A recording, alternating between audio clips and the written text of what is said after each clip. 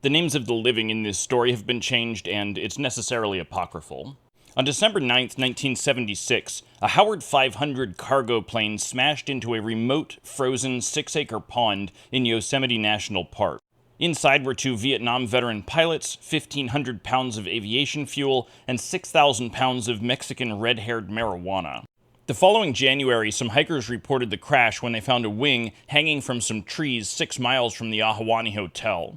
The NTSB, FAA, DEA, Customs, and Parks Department all descended on the small valley to investigate and recover a smuggling plane that they'd been tracking for years after the rest of the wreck was found in the pond some 16 miles away.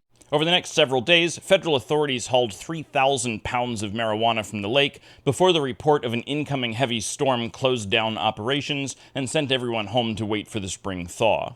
There are several versions of how the information got out. One goes that when the lawyer of one of the dead pilots learned of his demise, he headed to the nearby town and started poking around. He overheard federal officers discussing the abandoned remaining 1.5 tons of sticky icky. On his last night in Yosemite, the attorney shared a joint with a group of young hikers who would allegedly illegally camp on federal land throughout the winter, with whom he shared the story of this incredible dope lake. Over the following week, the most experienced hiker in the area organized an expedition and reached the remote pond with 3 other hikers. One of them stuck his ski pole into the opening adjacent to the cockpit, and a 40-pound plastic-wrapped bale floated to the surface.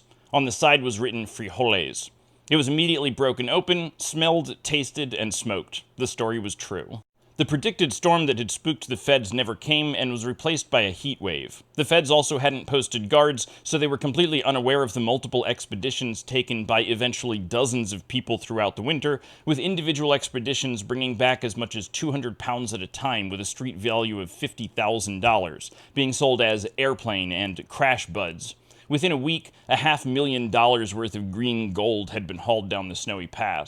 The plane had broken up, and nearly half the load was frozen under the ice. The hikers rented chainsaws from nearby loggers, a trick that they'd learned from the feds, and skated around the pond, cutting into the ice looking for gushes of green.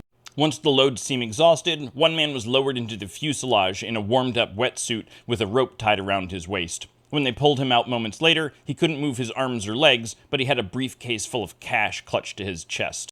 It was discovered when drying the product that a significant amount of it had been contaminated with aviation fuel, but it was still sold for top dollar. In 1977, it was about availability rather than quality. It all ended on April 13, 1977, when the Park Ranger Rapid Response Force, the Danger Rangers, descended on the pond in a Huey helicopter. The marijuana miners fled, with 2 being arrested, but the charges were dropped for a complete lack of evidence. The bodies of the pilots were finally recovered in June after the thaw.